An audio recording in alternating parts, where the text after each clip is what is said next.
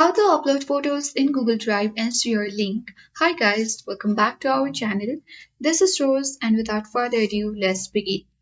First launch a web browser, click search bar and type in drive2.google.com and press enter on your keyboard. Then you will navigate to the official Google Drive section where you can simply head towards My Drive.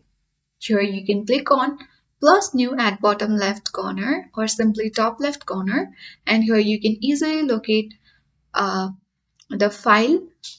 So click on file upload and let's choose a particular photo.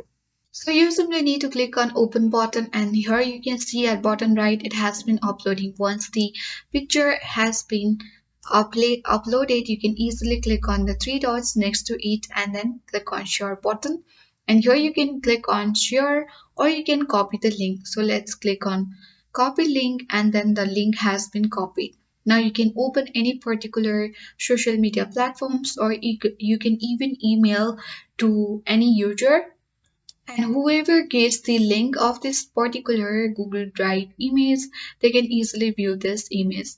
So in this way, you can easily upload photos in Google Drive and share it. I hope this guide was helpful. If it was, then do like, share, comment, and don't forget to subscribe.